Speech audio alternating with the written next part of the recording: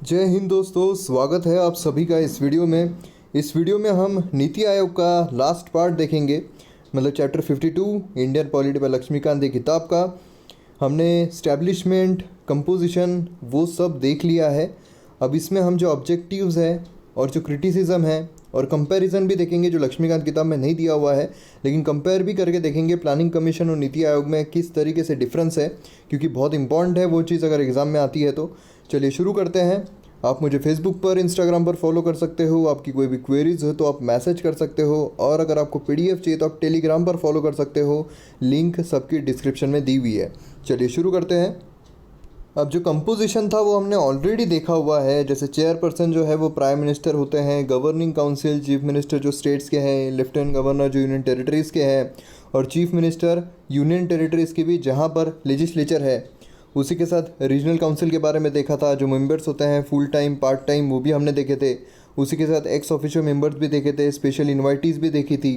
Special इन्वाइटीज़ जैसे हमने देखा था कि जो बाहर के हैं वो इलॉन मस्क, उनका फ़ोटो हमने देखा था, तो आप उससे याद रख सकते हो। उसी के साथ हमने बाकी भी जो सेक्रेटरीट होते हैं, चीफ़ एग्जीक्यूटिव ऑफिसर्स होते हैं, ये सब हमने डिटेल में पिछले वीडियो में कवर किया हुआ है। तो इसमें फिर से एक बार रिवाइज़ हो जाए, इसलिए एक लिंक लग जाए आपकी, इसलिए मैंने यहाँ पर ये इंक्लूड किया है। अब यहाँ पर हम ऑब्जेक्टिव्स देखेंगे कि ऑब्जेक्टिव्स क्या है, क्यों लाया गया है नीति आयोग। कोई भी चीज़ आती है तो उसके पीछे कुछ ऑब्जेक्टिव होता है। अगर कोई भी मूवी बनती है उसके पीछे एक ऑब्जेक्टिव होता है कि पैसे कमाना है या फिर कोई मैसेज देना है, तो एक ऑब्जेक्टिव होते हैं। तो इस तरीके से यहाँ पर नीति आयोग का क्या ऑब्जेक्टिव है। तो सबसे पहला ऑब्जेक्टिव तो ये है कि जो स्टेट है और जो सेंटर है उनके बीच में यहाँ पर कोऑपरेशन रहना चाहिए। क्योंकि सेंटर, अब यहाँ पर मोदी जी जो है, मोदी जी कहीं पर भी, उत्तर प्रदेश में चले जाओ या फिर कहीं पर भी चले जाओ, भारत में कहीं पर भी, गुजरात छोड़कर अगर कहीं पर भी जाते हैं और वहाँ जाकर वो बोलते हैं मित्रों ये करेंगे, तो यहाँ पर उन्हें पता नहीं है एक्चुअल में वहाँ की कंडीशन क्या है। उस स्टेट की कंडीशन मोदी जी को नहीं पता है, जितनी मोदी जी को गुजरात की कंडीशन पता है, क्योंकि वहाँ पर वो चीफ मिनिस्टर रह चुके हैं, वहाँ पर अपना जो वक्त है वो बिता चुके हैं, इसलिए वहाँ की कंडीशन क्या है वो उन्हें अच्छी तरीके से पता है।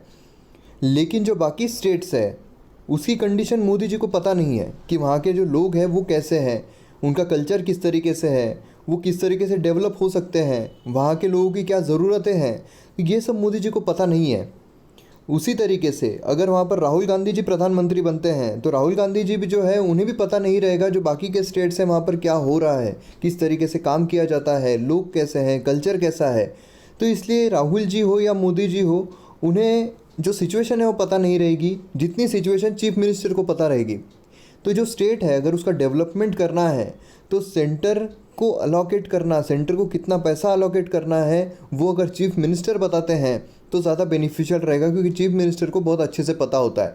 तो यहाँ पर क्या होगा, जो चीफ मिनिस्टर है, मतलब सपोज़ कोई महाराष्ट्र के चीफ मिनिस्टर है, तो ये कंसल्ट करेंगे जो प्रधानमंत्री रहेंगे उनसे, और उन्हें बताएंगे, नीति आयोग से कंसल्ट करेंगे इन शॉर्ट, क्योंकि नीति आयोग जो है वो बताएगी यहाँ पर कितना पैसा अलॉट होना चाहिए, और उसके हिसाब से फिर ये पैसा अलॉट किया जाएगा सेंटर के तरफ से। यहाँ नीति आयोग जो है पैसा अलॉट नहीं करेगा। तो यहाँ पर हम देख सकते हैं कि किस तरीके से जो भी फंड है वो अलॉकेट किया जाएगा और उसी के साथ ज़रूरतें किस तरीके से पूरी की जा सकती है। तो यहाँ पर क्या होने वाला है, एक्टिव इन्वॉल्वमेंट रहने वाला है स्टेट का भी। नेशनल ऑब्जेक्टिव्स यहाँ पर पूरे किए जा सकते हैं। जैसे यहाँ पर क्या होगा, विजन क्या है नीति आयोग का, ताकि एक ऐसा फ्रेमवर्क बनाया जाए जो नेशनल एजेंडा जो है for the prime minister and chief minister to provide impetus. अब यहाँ पर क्या होगा कि एक ऑब्जेक्टिव यहाँ पर प्रोवाइड किया जाएगा कि हम इस तरीके से काम करने वाले हैं, ये काम हो सकता है, और ये किससे किया जाएगा, कोऑपरेटिव फेडरलिज्म के ज़रिए किया जाएगा। जैसे कि हम यहाँ पर देख सकते हो कोऑपरेटिव फेडरलिज्म रहेगा, मतलब जो अलग अलग स्टेट्स हैं वहाँ पर भी कोऑपरेशन रहेगा, और जो स्टेट है सेंटर के पास पूरी पावर नहीं रहेगी, लेकिन स्टेट जो है उनके पास भी यहाँ पर पावर रहेगी। वो भी यहाँ पर बता सकते हैं, नीति आयोग से डायरेक्टली कंसल्ट कर सकते हैं कि ये देखो हमारे स्टेट में ये प्रॉब्लम हो रही है, इसका सोल्यूशन ये है, तो हम इस तरीके से कर सकते हैं। अगर स्टेट को सोल्यूशन नहीं पता है, अगर कंसल्ट नहीं कर पा रहे हैं, तो यहाँ पर नीति आयोग के पास हमने देखा है कि एक रिसर्च विंग भी है। रिसर्च विंग वो रिसर्च करेगी किस तरीके से सोल्यूशन निकाला जा सकता है। तो नीति आयोग के पास अलग अलग विंग्स भी है। हमने देखा था कंसल्टेंसी विंग थी, रिसर्च विंग थी, उसके बाद ऑल इंडिया विंग थी। तो इस तरीके से हम देख सकते हैं किस तरीके से नीति आयोग यहाँ पर काम कर सकता है, उसका ऑब्जेक्टिव बेसिकली क्या है। तो स्टेट और सेंटर दोनों को यहाँ पर स्ट्रांग बनाना है नीति आयोग की तरफ से। अब यहाँ पर इस तरीके का एक मैकेनिज़्म डेवलप किया जाएगा कि यहाँ पर जो ग्रास रूट लेवल है वहाँ से डेवलपमेंट यहाँ पर की जाएगी, ना कि पहले प्लानिंग कमीशन में क्या होता था, पैसा एलोकेट कर दो उसके बाद उसके तरफ देखो ही मत। लेकिन नीति आयोग में क्या होने वाला है कि पैसा तो एलोकेट करेंगे लेकिन उसके बाद भी देखेंगे कि पैसा बराबर तरीके से काम हो रहा है या नहीं हो रहा है। मॉनिटरिंग का भी काम नीति आयोग के पास दिया हुआ है। और यही नहीं तो ग्रास रूट लेवल मतलब विलेज लेवल से डेवलप करते हुए आएंगे। मतलब ऐसा नहीं है कि ऊपर से नीचे तक जाने वाले हैं। बॉटम टू टॉप अप्रोच हमने देखा था कि ग्रास रूट लेवल से हम देखेंगे, पहले विलेज को डेवलप करने का देखेंगे, उसके साथ साथ ऊपर आते आते पूरा का पूरा हम डेवलपमेंट यहाँ पर हायर लेवल पे देखेंगे। उसी के साथ यहाँ पर क्या इंश्योर करने वाले हैं कि जो इकोनॉमिक स्ट्रेटेजी है और पॉलिसी है वो बहुत अच्छी तरीके से रहना चाहिए।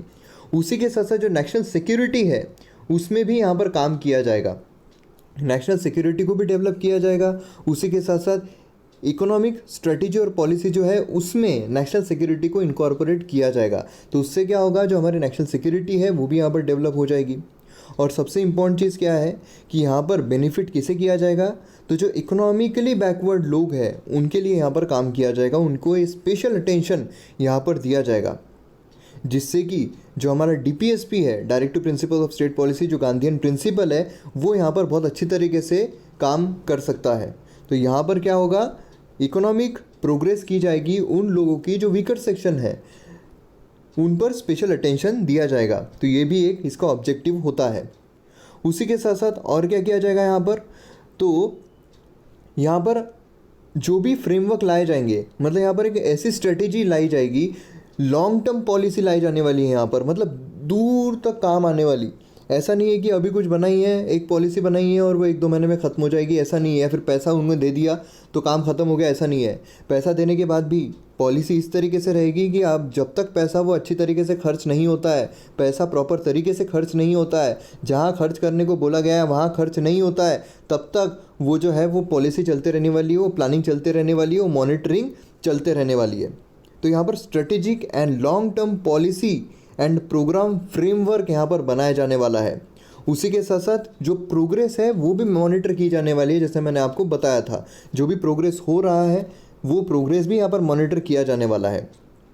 अब जो मॉनिटरिंग हो रही है उसके बाद अब कुछ अगर प्रॉब्लम्स आते हैं तो उसका फीडबैक भी लिया जाएगा कि ठीक है हमने इस तरीके से तो पॉलिसी बनाई है, लेकिन उसके बाद काम जो है थोड़ा बहुत अच्छी तरीके से नहीं हो रहा है, तो एक काम करते हैं, थोड़ी बहुत पॉलिसी में चेंजेस लाते हैं, ये इस तरीके से चेंज लाकर देखो जम जाएगा। तो मतलब यहाँ क्या हो रहा है, एक फीडबैक लिया जाएगा मॉनिटरिंग के ज़रिए और वहाँ पर कुछ इनोवेटिव इम्प्रूवमेंट्स भी किए जाएंगे। मतलब ऐसा नहीं है कि एक बार कर दिया तो फिर हो ही गया, लेकिन अगर कुछ प्रॉब्लम्स आते हैं तो मिड पॉइंट पे भी कुछ इनोवेटिव इम्प्रूवमेंट करके उसे और अच्छी तरीके से इम्प्लीमेंट किया जा सकता है। मतलब इम्प्लीमेंटेशन में यहाँ पर चेंजेस भी कर सकते हैं। जैसे हमने डीमोनेटाइजेशन में देखा था कि ये नहीं जम रहा है, यहाँ से भी लीक हो रहा है पैसा तो इसको भी बंद कर दो, यहाँ से लीक हो रहा है ये चेंजेस कर दो। तो जैसा ही डीमोनेटाइजेशन के टाइम पे हो रहा था कि इम्प्लीमेंटेशन देखते हुए कि किस तरीके से वहाँ पर फीडबैक लेते हुए कि कहाँ से पैसा लीक हो रहा है वो रास्ते बंद करो। तो इस तरीके से इम्प्रूवमेंट करके, इनोवेटिव इम्प्रूवमेंट करके मिड पॉइंट में भी जो करेक्शन है वो किए जा सकते हैं। उसी के साथ साथ to provide advice and encourage partnership between key stake holders and national and international like minded think tanks. अब देखिए क्या होता है, कोई भी अगर मूवी बनती है तो मूवी जब बनती है तो डायरेक्टर जो है वो होते हैं, एक्टर जो है वो होते हैं, फिर स्टंटमैन होते हैं, जो स्टंट डायरेक्टर्स होते हैं, तो ये सारे लोग होते हैं। अब कभी कभी ऐसा होता है जो स्टंट डायरेक्टर्स होते हैं वो फॉरेन कंट्री से भी बुलाए जाते हैं। मतलब यहाँ पर क्या हो रहा है, जो अच्छे लोग हैं, जो प्रॉपर तरीके से वो चीज़ें जानते हैं, उन्हें यहाँ पर बुलाया जाता है काम करने के लिए, ताकि मूवी एक अच्छी बन पाए। तो यहाँ पर भी अगर कोई पॉलिसी जो है बनाई जा रही है तो पॉलिसी में भी national international like minded think tanks यहाँ पर लाए जाएंगे, जिससे कि क्या होगा, एक पार्टनरशिप बनाई जाएगी, जिससे कि अगर कोई लोग हैं जिन्हें उस चीज़ के बारे में पता है, उस पॉलिसी के बारे में पता है, अब ऑड इवन अगर रूल लाया जाता है तो ऑड इवन रूल के बारे में अगर किसी बाहर के व्यक्ति को पता है तो उससे कंसल्ट किया जाएगा पूरे भारत में लागू करने के लिए। या फिर हो सकता है जीएसटी जो है, जीएसटी के बारे में अगर कोई बाहर के आदमी को बहुत अच्छी तरीके से पता है, इकोनॉमिक पॉलिसी बहुत अच्छे से पता है, तो उससे कंसल्ट किया जाएगा, उसकी पार्टनरशिप यहाँ पर लाई जाएगी। तो इस तरीके से भी काम हो सकता है। अब knowledge, innovation, entrepreneurial support system यहाँ पर बनाई जाएगी, जिससे कि एक कोलैबोरेटिव कम्युनिटी यहाँ पर बन जाएगी नेशनल और इंटरनेशनल एक्सपर्ट्स के द्वारा। जैसे मैंने आपको बताया था, कोई भी इंटरनेशनल लेवल पर भी अगर कोई अच्छा प्रैक्टिशनर है, अगर कोई अच्छा है, कोई एक्सपर्ट है, तो उसका भी कंसल्ट यहाँ पर लिया जाएगा, उसके साथ भी पार्टनरशिप यहाँ पर की जाएगी। जैसे कि जो ऋतिक रोशन है वो फॉरेन से अपने जो जिम के ट्रेनर होते हैं वो हायर करते हैं, तो इस तरीके से, क्योंकि वो एक्सपर्ट है ट्रेनिंग में, तो इसी तरीके से हम भी यहाँ पर कोई पॉलिसी इंप्लीमेंट करते हैं। अगर देश की हेल्थ सुधारना है तो बाहर का अगर कोई अच्छा ट्रेनर आता है तो उसकी भी यहाँ पर जो ये है वो कंसल्टेशन ली जाएगी। अब उसी के साथ साथ inter sectoral, inter departmental issues जो होते हैं उसे भी यहाँ पर रिजॉल्व किया जाएगा, एक्सेलरेट किया जाएगा, जो भी डेवलपमेंट है वो की जाएगी, उसका इम्प्लीमेंटेशन जो है प्रॉपर तरीके से किया जाएगा। और यहाँ पर आता है कि state of art resource centre यहाँ पर मेंटेन किया जाएगा। अब state of art resource centre जो है ये एक रिपोजिटरी रहेगी रिसर्च की, जिससे कि गवर्नेंस जो है हमारा बहुत अच्छी तरीके से हो सकता है, प्रैक्टिस जो है बहुत अच्छी तरीके से हो सकती है, जिससे कि एक सस्टेनेबल और इक्विटेबल डेवलपमेंट हमें यहाँ पर देखने को मिलेगी। अब जब सस्टेनेबल और इक्विटेबल डेवलपमेंट देखने को मिलेगी, इसका मतलब क्या है, लॉन्ग लास्टिंग रहेगी। अगर कोई बाहर से ऋतिक रोशन के लिए बाहर से कोई व्यक्ति आता है, ट्रेनर आता है और उसकी बॉडी जो है वो ट्रेन करता है, तो लॉन्ग लास्टिंग रहेगी उसकी बॉडी, मतलब बहुत दिनों तक वो बॉडी चलेगी। तो इस तरीके से यहाँ भी हम देख सकते हैं, अगर हेल्थ यहाँ पर सुधारनी है देश की, अगर कोई बाहर से भी कंसल्टेशन लेते हैं, बाहर के एक्सपर्ट से कंसल्टेशन लेते हैं, तो यहाँ पर गवर्नेंस भी अच्छी तरीके से की जाएगी और उसी के साथ साथ जो सस्टेनेबल डेवलपमेंट है वो यहाँ पर हमें देखने को मिलेगी। इससे state of art resource centre यहाँ पर मेंटेन किया जाएगा। अब जो मैंने बताया था आपको, जो भी यहाँ पर पॉलिसी इंप्लीमेंट की जा रही है उसका मॉनिटरिंग भी किया जाएगा। ऐसा नहीं कि एक बार पॉलिसी बन गई मतलब सब खत्म हो गया, आप उसकी तरफ हम देखेंगे ही नहीं, ऐसा नहीं है। लेकिन जैसे हम एग्ज़ाम में करते हैं, यूपीएससी का पेपर आता है, प्रीलिम्स का पेपर आता है, अगर उसमें क्लियर नहीं हो पाते हैं तो ऐसा नहीं है कि वो पेपर गया, अब उसकी तरफ देखना ही नहीं है। हम उसे देखते हैं, एनालाइज करते हैं क्या क्या गलतियाँ हैं, क्या क्या कहाँ हम शॉर्टफॉल रहे हैं, फिर उसके बाद वो फीडबैक लेकर हम यहाँ पर डेवलपमेंट करते हैं हमारे नॉलेज की। उसी तरीके से यहाँ पर भी जो पॉलिसी यहाँ पर आएगी, वो पॉलिसी में क्या खामियाँ हैं, वो खामियों को भी, लेकिन प्रॉब्लम ये है कि यूपीएससी जो है फिर से नया पेपर ही देना पड़ता है। लेकिन यहाँ पर क्या होगा, मिड वे में भी वो जो पॉलिसी चल रही है, अगर उसमें भी कुछ खामियाँ है, उसमें भी कुछ इनोवेटिव चीज़ें लाकर हम चेंज कर सकते हैं। तो इस तरीके से हम यहाँ पर सक्सेस जो है उसकी प्रोबेबिलिटी बढ़ा सकते हैं। अब टेक्नोलॉजी अपग्रेडेशन करेंगे, कैपेसिटी बिल्डिंग करेंगे, तो क्या होगा, यहाँ पर ऑब्वियस है जो प्रोग्राम है वो ज़्यादा, पॉलिसी जो है वो ज़्यादा अच्छे तरीके से यहाँ पर इम्प्लीमेंट की जाएगी। क्योंकि अगर टेक्नोलॉजी अपग्रेड हो रही है, इसका मतलब जो एरर है वो यहाँ पर कम हो जाएगा, मार्जिन ऑफ एरर कम हो जाएगा, इफ़िशियंसी ज़्यादा बढ़ जाएगी। उसी के साथ साथ to undertake other activities as may be necessary in order to further the execution of the national development agenda. अब जो भी नेशनल डेवलपमेंट एजेंडा है उसे फर्दर यहाँ पर डेवलप करने के लिए और भी काफ़ी चीज़ें यहाँ पर की जा सकती है। तो इस तरीके से नीति आयोग का ऑब्जेक्टिव हम यहाँ पर ओवरऑल देख सकते हैं।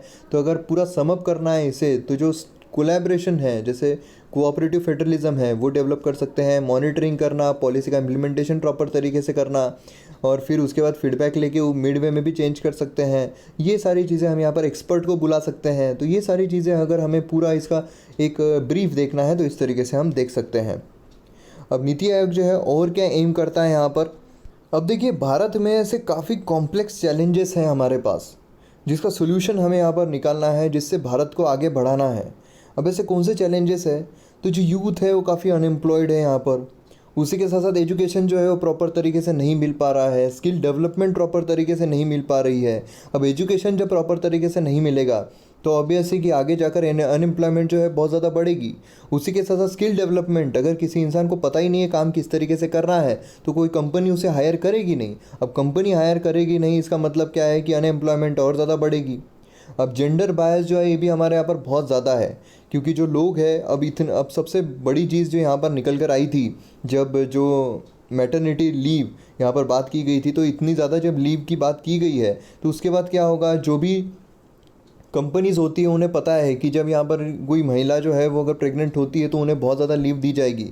तो जब लीव दी जाएगी उसके बाद क्या है कि इसलिए वो महिलाओं को इसमें लेना, मतलब हमारे जो जो भी कंपनीज होती है उसमें लेना पसंद नहीं करते, क्योंकि उन्हें पता है कि फालतू में ही इतनी लीव के पैसे उन्हें देने पड़ेंगे।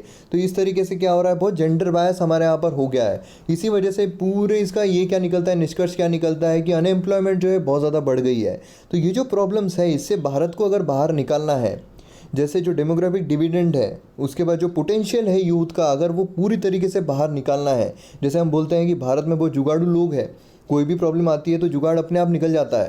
तो इसी तरीके से जो जुगाड़ है ये बेसिकली क्या होता है, ये इनोवेशन होता है। अगर इसे प्रॉपर तरीके से, सिस्टमेटिक तरीके से अगर बाहर निकाला जाए तो बहुत अच्छा इनोवेशन क्रिएट हो सकता है। क्योंकि छोटे छोटे लेवल पर जो गर्मी आती है तो छोटे छोटे लेवल पर छोटे छोटे जो पंखे होते हैं उसको एसी बना के काम करते हैं, जो बर्फ़ होते हैं वो लगा लगा के।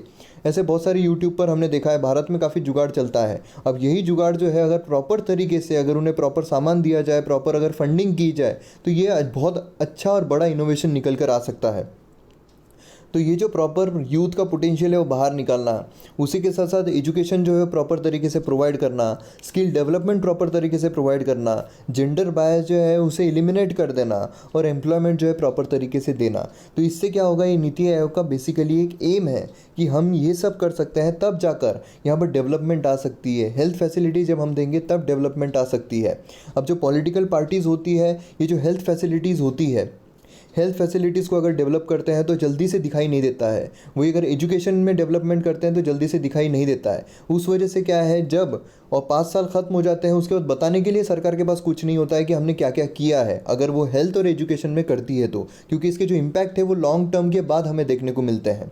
इसलिए सरकार भी क्या करती है, हेल्थ और एजुकेशन में ज़्यादा फोकस नहीं करती है, फोकस करती है जो सब्सिडीज़ दे देना। क्योंकि ये जल्दी दिखाई देता है कि हमने इतनी सब्सिडीज़ दी है, इतने गरीब लोगों के लिए इतना सब कुछ किया है। जबकि वो जब करते हैं तो पूरा व्यर्थ होता है, वो कुछ काम नहीं आता है, वो डेवलपमेंट नहीं लाता है, वो और लाचार बनाता है लोगों को जब सब्सिडीज़ वगैरह जाती है तो ये सारी चीज़ें क्या होती है, ये सारी चीज़ें गवर्नमेंट करती है सिर्फ दिखाने के लिए कि हमने इतना इतना काम किया है। और हेल्थ और एजुकेशन जो बेसिक चीज़ें हैं जिससे ये जो गरीबी है पूरी बाहर निकल सकती है, हम पूरे बाहर आ सकते हैं, उस पर ज़्यादा फोकस नहीं किया जाता है। तो ये सारी चीज़ों का एम है नीति आयोग का कि ये सारी चीज़ों के पीछे हम लगेंगे और ये सारी चीज़ें करके भारत को बाहर निकालेंगे पॉवर्टी से।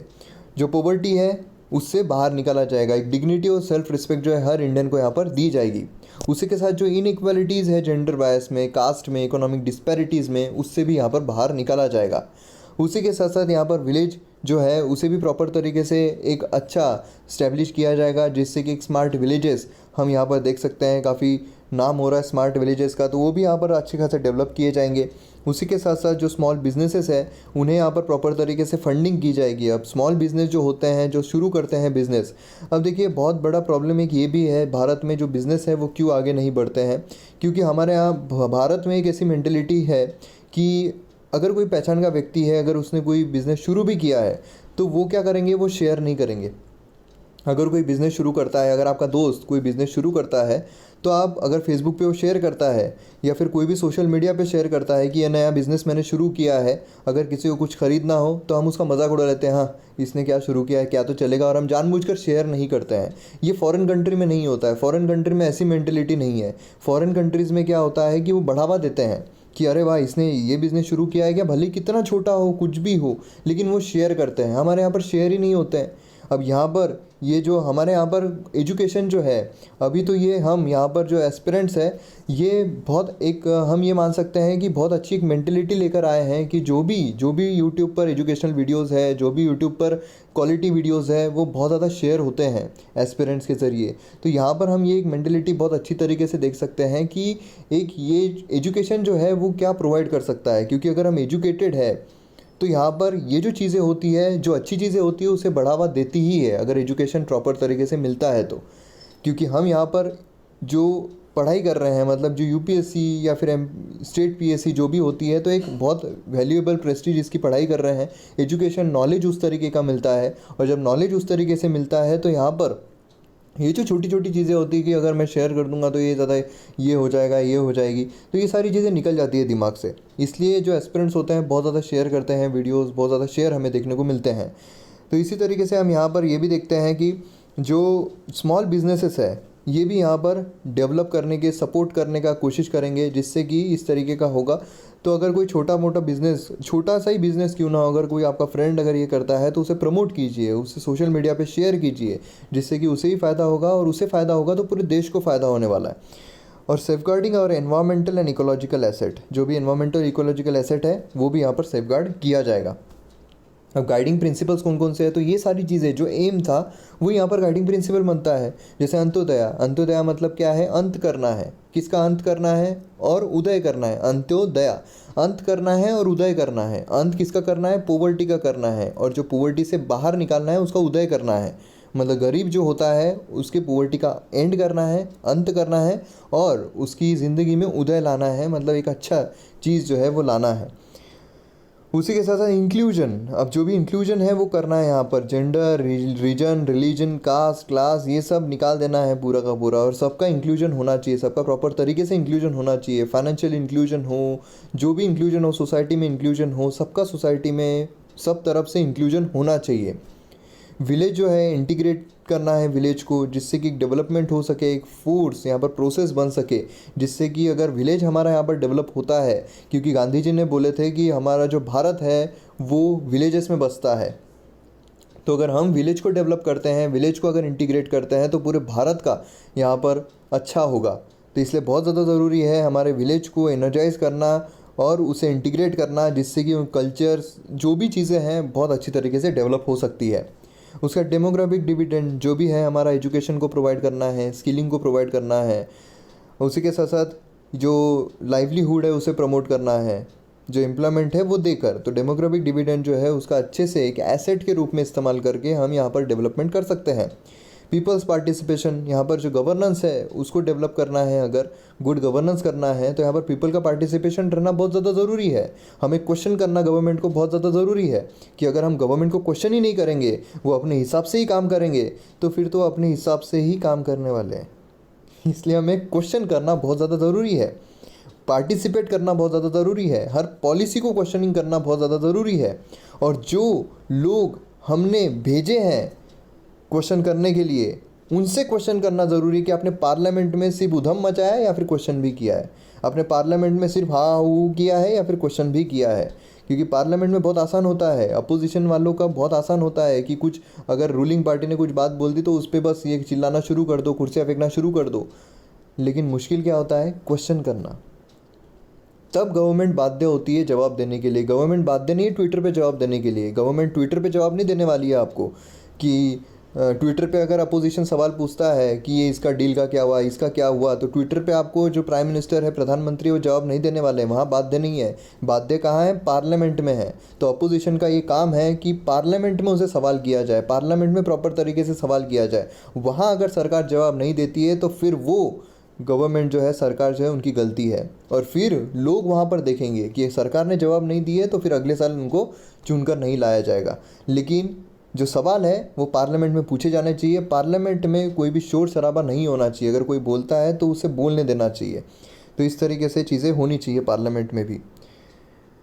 अब गवर्नेंस जो है, जैसा मैंने आपको बताया, गवर्नेंस एक गुड गवर्नेंस होना चाहिए, फोकस होना चाहिए, अच्छी तरीके से ट्रांसपेरेंसी होनी चाहिए, अकाउंटेबिलिटी होनी चाहिए। ये सारी चीज़ें जो है ज़रूरी है गवर्नेंस, अच्छी गवर्नेंस के लिए। और इसके लिए जो अपोजिशन है उसे भी बहुत अच्छा रोल प्ले करना पड़ता है, यहाँ पर रिस्पॉन्सिबिलिटी लेनी पड़ती है। पूरी रिस्पॉन्सिबिलिटी सिर्फ सरकार की ही नहीं होती है, अपोजिशन की भी होती है। तो अपोजिशन ने भी रिस्पॉन्सिबिलिटी लेनी चाहिए। और हमने यहाँ पर जो लोग भेजे हैं, अपोजिशन में भी जो लोग हैं वो भी बहुत अच्छी खासी सैलरी ले रहे हैं। तो जो अगर वहाँ पर अपोजिशन भी हिल्ला मिल्ला कर रहे हैं, चिल्ला रहे हैं पार्लियामेंट में, पार्लियामेंट प्रॉपर तरीके से नहीं होने दे रहे हैं, तो ये उनकी भी गलती है। हमें उनसे भी सवाल करने चाहिए कि आप क्यों कर रहे हो, आप भी उतना ही पैसा ले रहे हो तो क्यों कर रहे हो, ये सारे सवाल उनसे पूछने चाहिए। फिर सस्टेनेबिलिटी होती है, सस्टेनेबिलिटी मेंटेन करना होता है कोर लेवल पर, प्लानिंग पर, डेवलपमेंटल प्रोसेस पर। तो ये सारी चीज़ें यहाँ पर होनी चाहिए। फिर उसके 7 पिलर्स कौन से हैं, तो प्रो पीपल एजेंडा होना चाहिए, लोगों के लिए हितकारी चीज़ें यहाँ पर होनी चाहिए। जो पॉलिसीज़ है वो लोगों के प्रॉपर तरीके से होनी चाहिए। ऐसा नहीं होना चाहिए कि लोगों के हित में नहीं हो रहा है और फिर कुछ भी करते जा रहे हैं। लोगों के हित में भी रहना चाहिए जो भी कर रहे हैं। और उसी के साथ साथ proactive in anticipating and responding to citizens need. अब लोगों का क्या नीड है, अगर लोगों की नीड है कि लोगों को बेसिक अनाज चाहिए और गवर्नमेंट प्रोवाइड कर रही है कि कुछ और ही चीज़ें प्रोवाइड कर रही है, तो वो नहीं चलेगा। यहाँ पर जो लोग हैं उनकी क्या नीड है उसके तरीके से गवर्नमेंट ने रिस्पॉन्ड करना चाहिए। अच्छा इन्वॉल्वमेंट रहना चाहिए सिटीज़न का, उसके जो विमेन हैं उनका भी सारे एस्पेक्ट में यहाँ पर एम्पावर करना चाहिए उन्हें भी, ताकि सारे जो इंक्लूजन है वो प्रॉपर तरीके से हो सके। वैसे ही जो बैकवर्ड लोग हैं जैसे एससी है, एसटी है, ओबीसी है, माइनॉरिटीज़ है, उनका भी यहाँ पर प्रॉपर तरीके से इंक्लूजन करना चाहिए। फिर उसके बाद जो यूथ है उन्हें प्रॉपर अपॉर्चुनिटी देनी चाहिए कि प्रॉपर अपॉर्चुनिटी अगर उन्हें मिलती है प्रॉपर तरीके से, अगर वो काम करते हैं तो बहुत अच्छी तरीके से यहाँ पर भारत आगे बढ़ सकता है। ट्रांसपेरेंसी लानी चाहिए, टेक्नोलॉजी का इस्तेमाल करना चाहिए, ये सारी चीज़ें यहाँ पर प्रॉपर तरीके से होनी चाहिए। अब जो यहाँ पर हम डिफरेंस देखते हैं जो लक्ष्मण किताब में नहीं दिया हुआ है, लेकिन फिर भी यहाँ पर हमें जो डिफरेंसेस है वो देखना बहुत ज़रूरी है कि प्लानिंग कमीशन और नीति आयोग में क्या डिफरेंसेस है। तो अलग अलग इसमें देखेंगे, जैसे ऑर्गेनाइजेशन है, प्लानिंग है, रिलेशन विद द स्टेट्स है, फाइनेंस है, कॉन्स्टिट्यूशन एंड रिपोर्टिंग है। तो किस तरीके से यहाँ पर हमें डिफरेंसेस देखने को मिलते हैं। अब प्लानिंग कमीशन में क्या क्या था, तो डिप्टी चेयरपर्सन थे, मेंबर सेक्रेटरी थे, फुल टाइम मेंबर्स थे, सेक्रेटरीज़ या फिर जो मेंबर सेक्रेटरीज़ होते हैं वो यूजुअल प्रोसेस से अपॉइंट किए जाते थे। अब यहाँ पर कंपोजिशन क्या है, नीति आयोग का कंपोजिशन क्या है, ऑर्गेनाइजेशन किस तरीके से है। New post of CEO of secretary rank ये लाई गई है, वाइस चेयरपर्सन रहने वाले हैं, ये भी हमने लाया है। उसी के साथ साथ 5 फुल टाइम मेंबर्स रहने वाले हैं, 2 पार्ट टाइम मेंबर्स रहने वाले हैं, 4 कैबिनेट मिनिस्टर्स रहने वाले हैं जो एक्स ऑफिशियो मेंबर रहने वाले हैं, और सीईओ जो है वो डायरेक्टली प्राइम मिनिस्टर अपॉइंट करेंगे, प्रधानमंत्री अपॉइंट करेंगे। तो इस तरीके से डिफरेंस जो है ऑर्गेनाइजेशन में, कंपोजिशन में, ये यहाँ पर हमें देखने को मिलता है। ऑर्गेनाइजेशन में भी डिफरेंस है, प्लानिंग कमीशन के तरह ही नहीं है। फिर प्लानिंग किस तरीके से, तो प्लानिंग कमीशन जो है वो टॉप टू बॉटम अप्रोच रखती थी, जैसा हमने देखा था टॉप टू बॉटम अप्रोच रखती थी। लेकिन यहाँ पर क्या है, यहाँ बॉटम टू टॉप अप्रोच है। मतलब यहाँ क्या होने वाला है, NITI Aayog formulate national development strategy in a market economy integrated with globalised world. जैसा ग्लोबलाइज्ड वर्ल्ड है उसके तहत यहाँ पर इंटीग्रेट किया जाएगा। अब स्टेट के साथ रिलेशन कैसा रहने वाला है।